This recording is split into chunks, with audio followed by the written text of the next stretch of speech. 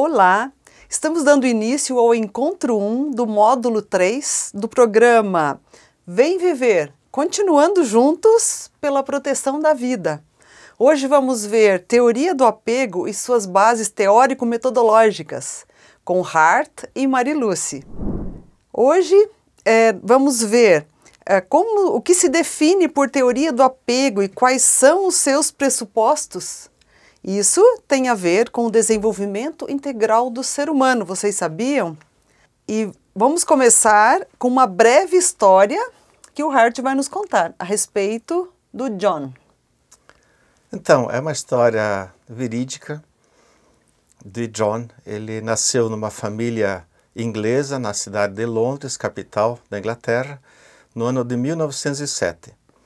Como ele nasceu numa família bastante abastada, aristocrata, nos costumes da época era que a criança não fosse educada pelos seus pais, mas sim, por se entender de que a proximidade com o pai ou a mãe na época da infância iria limitar o desenvolvimento da criança, ele, assim como muitas das crianças da época, foi afastado dos seus pais e educado por educadores contratados para isso. Isso marcou muito a infância do John e, mais tarde, quando ele conta a sua história em livro, ele relata que ele sofreu mais quando houve a separação dele com uma dessas educadoras do que do próprio afastamento dos seus pais, porque, de fato, ele havia desenvolvido um vínculo afetivo com essa pessoa no lugar dos seus pais. Quando John se torna adulto, ele então escolhe estudar medicina e psiquiatria e nesse meio tempo acontece a Segunda Guerra Mundial e Winston Churchill, que era o primeiro-ministro da Inglaterra, estava preocupado com as crianças que moravam em Londres, de que os bombardeios pudessem acabar matando essas crianças e assim dificultar a reconstrução do país após a guerra. Então, John Bowlby, com 30 e poucos anos, é encarregado pelo governo para desenvolver um programa de levar essas crianças que moravam em Londres para o interior da Inglaterra, longe dos bombardeios, onde eles ficaram até o final da guerra em fazendas, como se fossem orfanatos temporários.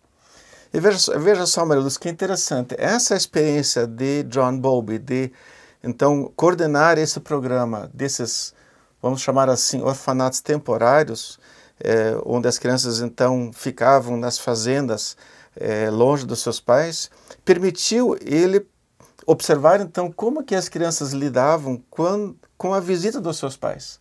Cada 2, 3 semanas os pais iam lá na fazenda ver como é que estava o menino, a menina, e o John então percebe que o comportamento desta criança não era igual. Havia crianças que, ao verem os seus pais chegando, corriam felizes para cumprimentar os pais, indo aos seus braços. Já um segundo grupo de crianças, vendo que os pais estavam chegando, em vez de correr para os pais, corriam para os educadores, como se fosse uma forma de protesto, de rebeldia. Ah, vocês me abandonaram, agora eu não quero mais saber de vocês. E havia um terceiro grupo de crianças que nem corriam para os pais e nem iam para os educadores. Eles ficavam no seu canto, se comportando como se nada tivesse acontecido. A partir dessa primeira experiência, John Bowlby, então, desenvolve uma série de pesquisas para analisar de que maneira a criança desenvolve esses vínculos afetivos com os seus pais e depois com outras pessoas relevantes, construindo, então, aquilo que nós chamamos hoje da teoria do apego. Então fica evidente que existem diversos estilos de apego. Nessas experiências do John Bowlby ficou evidenciado isso. E uma coisa assim bem interessante, que esses estilos se manifestam nas diversas esferas da vida. Exatamente. Então, o primeiro vínculo que a criança faz é com a sua mãe. A criança recém-nascida, se não for acolhida pela mãe, ou por quem cuidar dela, ela vai morrer. Ela precisa da mãe para alimento, para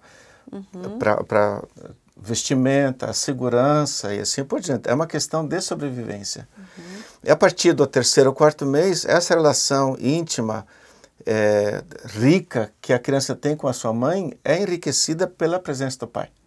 Onde a criança então começa a perceber, puxa, existem outras pessoas além de mim e da mãe, existe o pai, e assim outras pessoas vão fazendo parte dessa vivência da criança, e ela vai então tendo a oportunidade de ampliar a sua visão de mundo, a maneira como ela se relaciona com essas novas pessoas, sendo que esses vínculos que inicialmente ela tinha com a mãe e mais tarde com o pai, tendem a se reproduzir também na juventude e na vida adulta. Então, você falou no apego na vida adulta, influenciada pelo apego na infância, pelo estilo adquirido ou vivenciado na infância, né? O comportamento que se mostrou na infância. Então, isso também se reflete na vida adulta. Então, é um sistema de apego, pode ser chamado de um sistema de apego, que é um dispositivo de regulação interpessoal. Ele regula as relações interpessoais. Exato. Um bom exemplo para isso, uma ilustração de como o apego funciona, é nós imaginarmos um sistema contra incêndios que existe numa escola ou numa casa. Tá? Você tem o alerta, os sensores e tal, e quando tudo está normal, parece que não há nem sensor, nem nenhum tipo de perigo. Porém, se surge uma fumaça ou um calor excessivo, esse alerta, sistema de alerta, dispara e gera, então, uma sirene, avisando que existe algum risco iminente. Da mesma forma, é o sistema de apego. Assim, numa situação normal, onde não há nenhuma ameaça, nenhum perigo, nenhum cansaço, dá a impressão que ele não existe. Mas quando há uma situação onde a pessoa, seja criança, jovem, adulto, se sente vulnerável, então esse sistema de apego, ele é ativado, faz com que então a pessoa, numa situação normal, busque a proximidade de uma figura de apego, de uma pessoa que possa ajudá-la, que possa socorrê-la naquela situação. Por isso que nós chamamos o sistema de apego como um mecanismo de regulação interpessoal. Ele tem a ver com a maneira como eu reajo à experiência com outras pessoas. Pois é, e nós sabemos que o ser humano, ele é um ser racional, emocional, espiritual, faz parte da dimensão integral do ser humano. E, então, essa questão relacional tem a ver também com a relação do ser humano com um ser superior, segundo a sua fé, com Deus. Como ela se relaciona com Deus? Porque se ela acredita que Deus ouve quando ela conversa com Ele, então ali há uma relação. Então também há diferentes formas de se relacionar com o divino, se relacionar com Deus. Interessante. E esses estilos têm a ver, então, eles também influenciam. A pessoa também se relaciona com Deus segundo o seu estilo de apego, seu estilo aprendido desde a infância. Então, pesquisadores bem renomados passaram a explorar essa possibilidade, entre eles o Kirkpatrick, o Shaver e Grenquist, onde então eles procuraram identificar se a característica de uma relação de apego entre duas pessoas também poderia ser encontrada na relação que a pessoa tem com o sagrado, com um ser superior. E para aquelas pessoas que creem na espiritualidade, então eles identificaram que há uma relação, que pode se estabelecer uma relação de apego da pessoa também com o sagrado.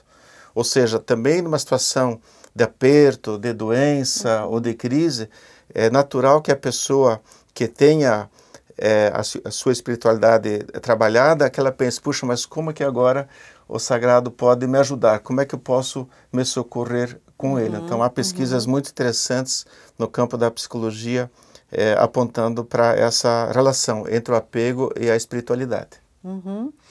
Então, o Hart é a pessoa que eu conheço que mais pesquisou sobre teoria do apego no Brasil. Então, é muito especial poder contar com esse tema nesse programa. E com certeza vai enriquecer muito esse programa, esse módulo, né, da teoria do apego. E a gente já viu, né, que a teoria do apego amplia a compreensão da autoimagem, da autoafirmação, a autoridade e desenvolvimento de vínculos afetivos, né? E o núcleo familiar é o ponto de partida. E o núcleo familiar é parte do contexto social.